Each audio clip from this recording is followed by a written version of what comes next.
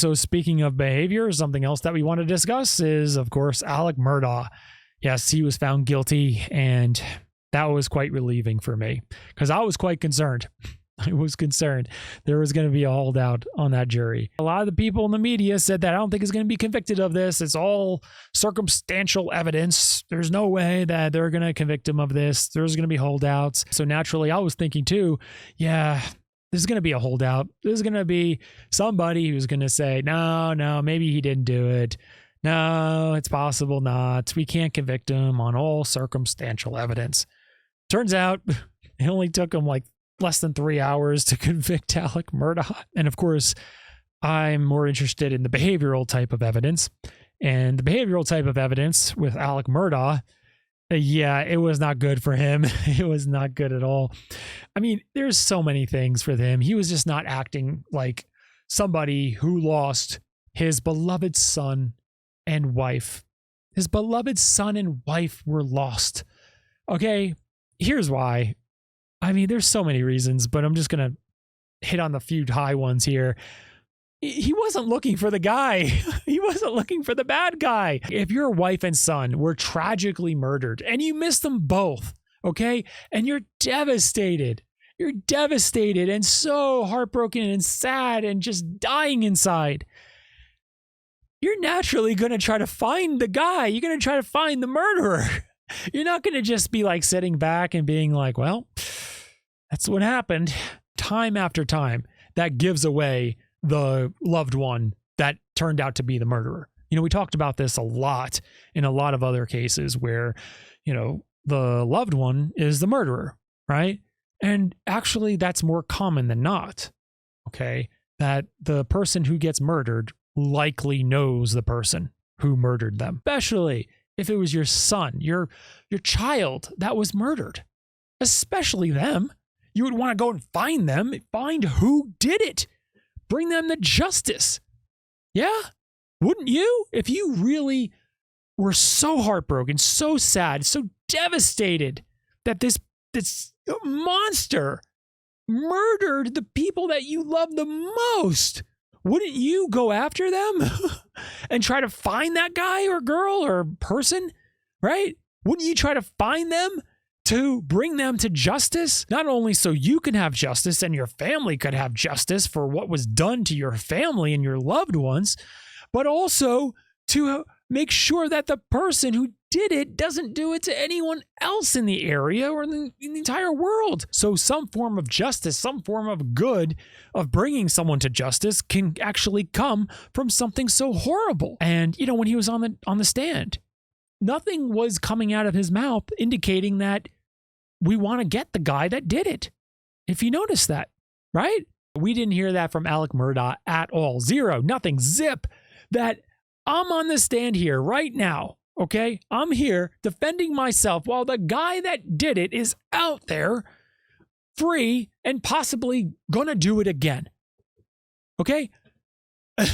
That's just terrible. I mean, think of the how terrible that is if Alex Murdaugh is actually innocent, okay? And he's there defending himself when he is actually a victim in all this because his wife and son were murdered and that guy who did it is free and possibly going to do it again, right? But I guess according to the defense, it's just a bunch of 11-year-olds that came to his house and used his guns to do it.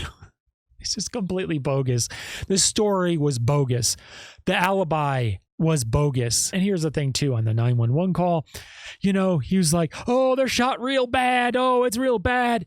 I'm like, dude, you know, if you came home and you found your wife and son murdered in that way, I mean, this is not just, oh, well, they were hit on the back of the head and, you know, they're unconscious. Okay. No. They're murdered in the most gruesome, disgusting way possible. Okay. Or at least one of them. All right. Where, you know, they're just in pieces, right? In pieces. Someone who found their beloved family members like that, even a big burly guy, would be in agony, okay? Gut-wrenching pain of just wanting to crawl up in a ball and die, okay? That's the feeling, okay? It's not, calling on the phone and, saying like, oh yeah, they're here. And oh, I don't know if they're going to make it. Oh, it wasn't a lot of shock at all, right? There was some sadness that he was trying to convey. Okay. But not a lot of surprise and all that shock that you would normally experience if you found your wife and son murdered in that way. You'll be so surprised, shocked, dying of emotional pain. You'll be yelling and just screaming like, oh my God, I can't believe you did this. Come here quick, please come back. You'll be crying and just having every bit of emotion under the sun all at the same time. Okay? Alec was very calm.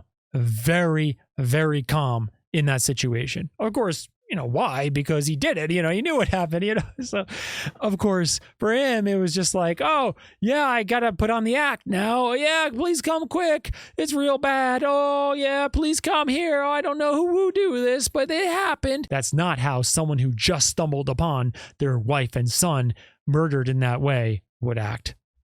Keep in mind that behavioral aspect alone is not 100% proof whatsoever that he did it. It's very possible someone wouldn't act that way. But combined with everything else, it seems quite obvious that he did it, because let's put it this way. It's almost like a probability, right? Say like 90% of people would act more shocked and surprised than what Alec did. So maybe Alec is just that 10%. Okay.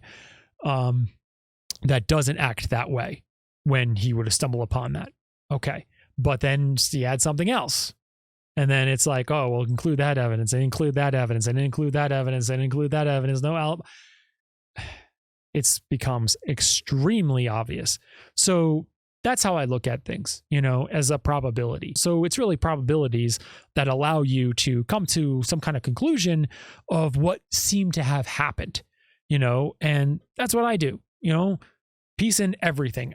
I not only look at the behavioral stuff, which I used to do a lot of body language, but also piecing in all the existing evidence that's out there and pulling it all together and being like, okay, here we go.